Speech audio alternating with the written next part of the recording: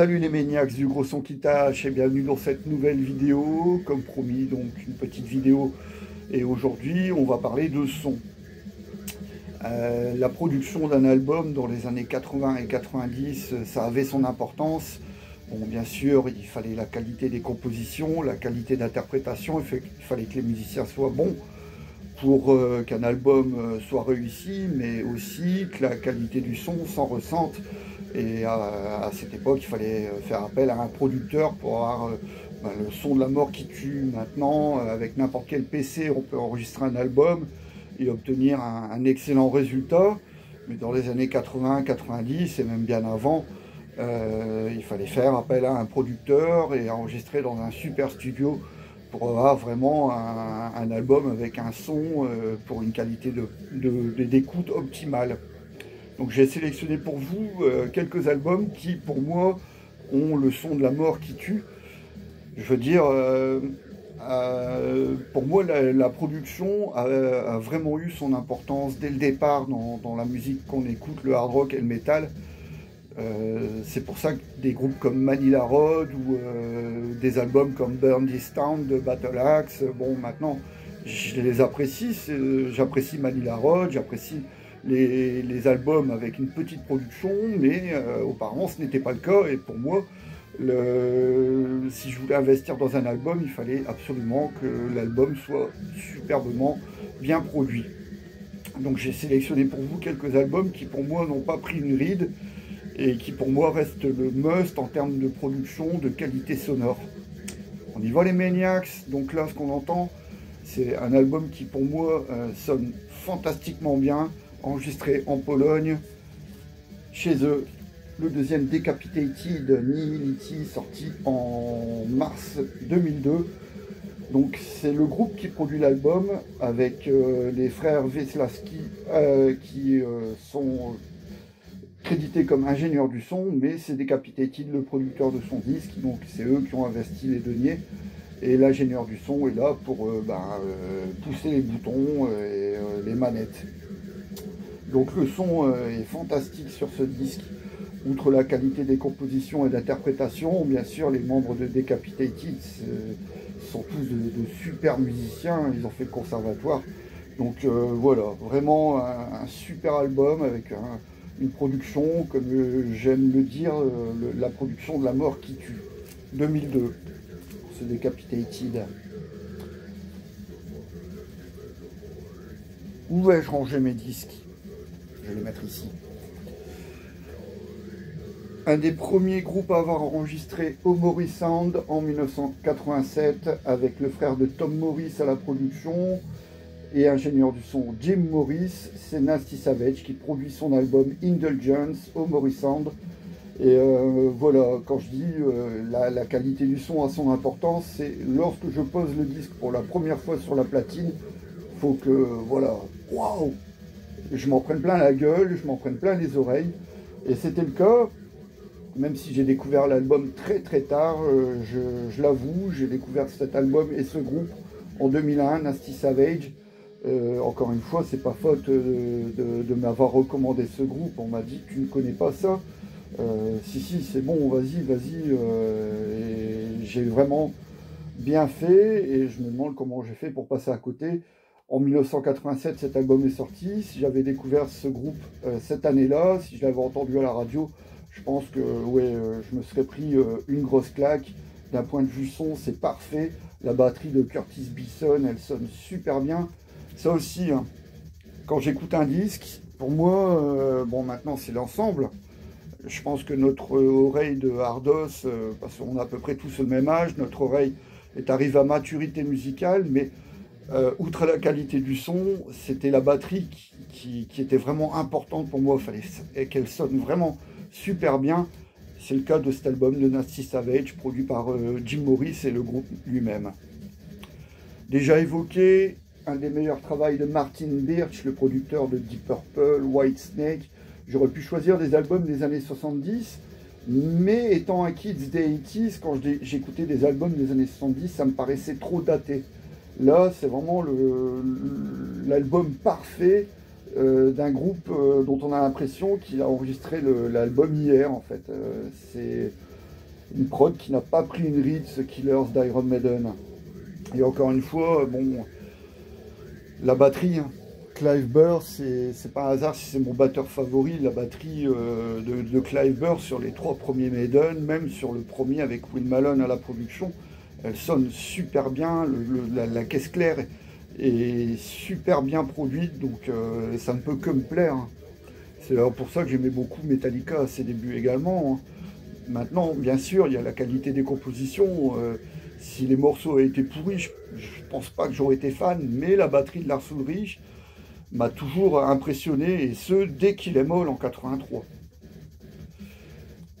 Le meilleur travail de Dieter Dierks, c'est pas avec Scorpion, même s'il a fait des grandes choses, bien sûr. Love Drive, Blackout, le Live Tokyo Tapes, c'est parfait aussi, mais je pense que son meilleur travail, c'est sur l'album d'Accept de 1985, Metal Heart, là aussi, hein, production vraiment tout confort. On écoute ça et on reste admiratif devant un tel professionnalisme. C'est vraiment un album au son incroyablement... ouais, c'est puissant, c'est vraiment le son métal que j'aime, le son heavy metal que j'aime sur ce Metal Heart d'Accept.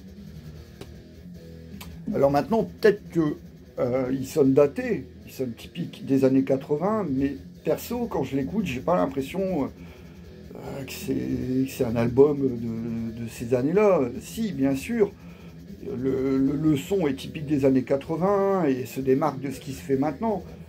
Il a son originalité propre, mais c'est un album qui vieillit super bien. Tout comme le Judas Priest, encore une fois, avec Chris Tsangarides et le producteur néerlandais Atibo, enregistré au studio Miraval. C'est le meilleur travail de Chris Tsangarides d'un point de vue son, aidé en cela de Atibo et également de Patrice Rouillon, donc ingénieur du son français qui travaillait certainement au studio Miraval. Et donc il est crédité fort justement sur ce disque. Et là encore une fois, la batterie de Scott Travis, mais c'est un régal. Et puis les guitares de Glenn Tipton et K.K. Downing, c'est surpuissant, c'est le heavy metal que j'aime. Ça aussi, ça m'a mis la grosse claque, grosse claque. Le premier Machinette produit par Colin Richardson, Burn My Eyes de 1994, encore une fois. Quand j'écoute ce disque et que j'entends l'intro de Chris Kontos, David Yann, bim, on se prend ça dans la gueule, dans les oreilles, c'est énorme. C'est énorme. Le meilleur album. Même d'un point de vue son, ils n'ont pas fait mieux, je pense, Machinette depuis. Un producteur que j'adore, il s'agit de Max Norman, lui aussi, un amateur du gros son, avec Loudness, Thunder in the East.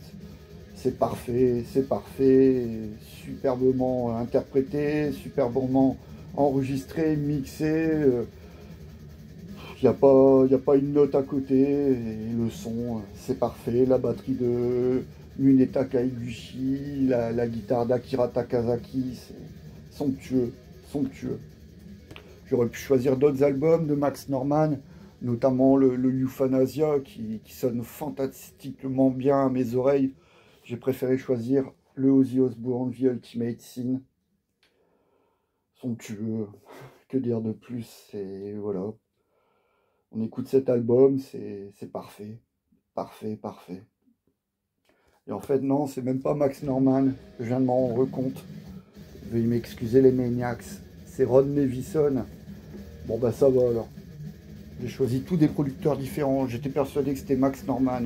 Mais non, Max Norman, il a fait le Bark at the Moon, Diary of a Madman, et donc là, c'est Ron Nevison. Excusez-moi les Maniacs, les aléas du direct. Mais c'est parfait quand même. Il a produit le Crazy Nights de Kiss, qui est bien aussi, mais là, je sais pas. Voilà, parfait. En métal extrême, métal hardcore, trash, ce que vous voulez. Stamping Ground, enregistré par un guitariste producteur anglais, Dave Chang. Et là aussi, hein, on s'en prend plein la gueule dès la première écoute. C'est d'une puissance inouïe. Et comme les chansons sont bien et que le son est là, ce qui n'était pas le cas de l'album précédent, bon bah là, voilà, c'est vraiment l'album qui me fait aimer le métal, tout simplement. Quand j'entends ça, je dis, oh, je suis fier d'écouter du métal. Anthrax, ça c'est un groupe vraiment qui a eu des productions en dents de scie et qui ont mal vieilli. Bon, Spreading the Disease, Among the Living. Spreading the Disease, c'est Carl Kennedy. Among the Living, c'est Eddie Kramer. C'est des super albums qui ont une production, elle est scalée, mais c'est pas le son de la mort qui tue. Que là, celui-là, produit par Dave Jerden. Si on apprécie les productions de Dave Jerden, donc il y a celle-là qu'il faut retenir, celle de Sound of White Noise, mais aussi celle de Alice in Chains, Dirt, Facelift, Mataleo de Biohazard, Sacred Reich Independent. Et avec les producteurs, bon, ils ont leur touche, ce qui fait que quand on écoute un album produit par Colin Richardson, par Scott Burns, par Dave Jerden, on reconnaît un peu leurs pattes. Là, par exemple, c'est le son de batterie, et même le son des guitares. J'en avais discuté une fois avec le guitariste de Biohazard, Billy Graziadei. Je lui ai demandé pour quelle raison il avait choisi Dave Jerden. Donc il m'avait expliqué que pour Mataleo, il voulait un gros son et que Dave Jerden, c'était l'homme qu'il fallait au groupe. Et je lui ai posé une question, mais est-ce que tu penses, ou plutôt, ne penses-tu pas qu'il donne le son, le même son à chaque groupe qu'il produit? Et là, il a été obligé de me dire, ouais, bon, c'est vrai, je suis d'accord avec toi, le son de batterie, c'est un peu copié sur cet album d'Anthrax, même celui d'Alice in Chains. Mais c'est une parfaite réussite.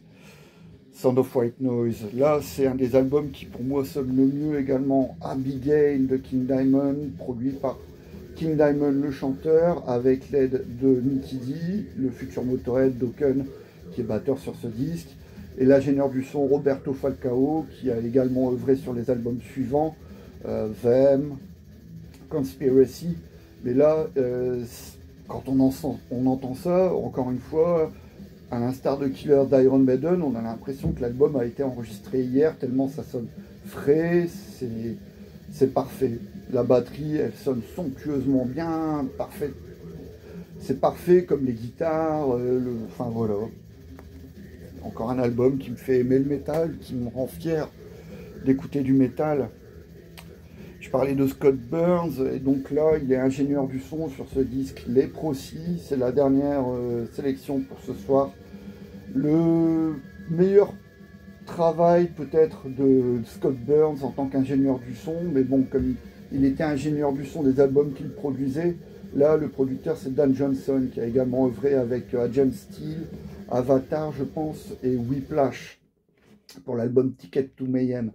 Et donc là, Dan Johnson, avec l'aide de Scott Burns, il a fait un super boulot.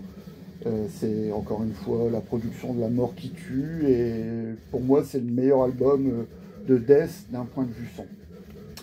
Ok les Maniacs, j'espère avoir été clair dans mes propos. Pourquoi j'aime le métal, pourquoi j'aime le son métal et pourquoi j'aime les albums bien produits. Bah, tout est expliqué avec ces quelques disques. J'aurais pu en choisir davantage. Les productions de Bob Rock, que ce soit avec Kingdom Come, le Motley Crue de 1994 avec John Corabi a un son fantastique, tout comme le Black Album, mais j'en ai déjà parlé. J'aurais pu choisir quoi encore, Queensryche par exemple. Je suis pas un immense fan de Queensryche, mais par exemple le son de Empire, voilà, on l'écoute sur de bonnes enceintes, c'est waouh, on s'en prend plein les oreilles. Voilà les Maniacs, je vous souhaite une bonne soirée et je vous dis à très vite. Prenez soin de vous, surtout les Maniacs, encore une fois, soyez heureux et je vous dis à très bientôt. Ciao, ciao.